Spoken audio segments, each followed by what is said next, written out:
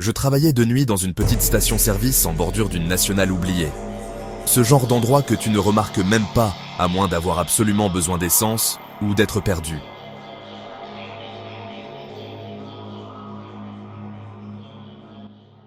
C'était calme, presque trop calme. J'étais seul la plupart du temps, entouré par le bourdonnement des néons et l'odeur du café tiède. Il était un peu plus de 2 heures du matin, un mardi, une nuit sans vent. Une de celles où tout semble suspendu. Je venais de sortir jeter les poubelles, quand j'ai remarqué quelque chose d'étrange. Une voiture. Les phares éteints, moteur en marche, mais personne à l'intérieur. Je suis resté là, derrière la vitre, à observer. Rien ne bougeait, juste ce ronronnement, comme si la voiture respirait. Et puis, la porte a sonné. Un homme est entré, grand, cinquantaine, manteau trop long, et ce sourire, qui n'en était pas vraiment un. Il ne m'a pas répondu, il s'est contenté d'avancer, lentement, vers le comptoir. « Bonsoir », ai-je dit. Il m'a simplement répondu. Il fait froid cette nuit, hein? Sa voix ne sonnait pas humaine, comme s'il récitait une phrase apprise par cœur. Puis il a demandé, vous travaillez seul ici? J'ai menti. Non, mon collègue est à l'arrière. Il a hoché la tête. Lentement. Il a pris une bouteille d'eau. Puis, en me rendant la monnaie, il m'a attrapé le poignet.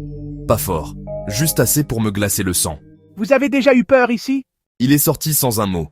La voiture est restée là, moteur allumé. Puis, plus rien. Sur les écrans, plus tard, j'ai vu autre chose. Une silhouette. Debout, à côté du conteneur à déchets. Elle ne bougeait pas. Puis, lentement, elle a levé le bras et a pointé la caméra. J'ai pris mon téléphone. Quand j'ai regardé à nouveau, elle avait disparu. J'ai pris le balai. Ouais, un balai. C'était mon arme. Petit rire nerveux, puis silence. J'ai ouvert la porte arrière. Personne. Pause respiratoire. 1,5 sec. La bouteille d'eau n'était plus sur le comptoir. Elle était sur la caisse. Et sur le bouchon, une empreinte rouge. J'ai décidé de fermer. Éteindre. Tout.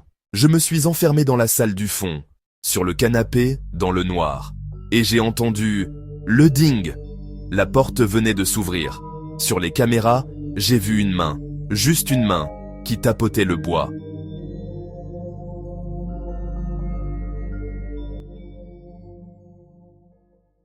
J'ai appelé le 17. Quelqu'un est dans la boutique. Je le vois sur les caméras. Et là, j'ai entendu un bruit, juste derrière moi. Je me suis retourné. Rien. Juste la porte d'entretien entr'ouverte. Je l'avais pourtant fermée à clé. Des pas rapides sur le carrelage. Je me suis enfermé. La poignée a bougé. 1 fois, 2 fois, puis plus rien. Quand les policiers sont arrivés, ils n'ont rien trouvé. Mais sur la vitre, côté intérieur, une empreinte, une main, sale, sèche. Sur les caméras, on a tout revu ensemble. Il est entré, a acheté la bouteille, mais il n'est jamais ressorti. Je ne sais toujours pas où il est passé, ni comment il est revenu cette nuit-là. Pause, un sec. Mais parfois, la nuit, quand j'entends le ding de la porte, même quand il n'y a personne, j'ai l'impression de le revoir. Accroupi, derrière le comptoir.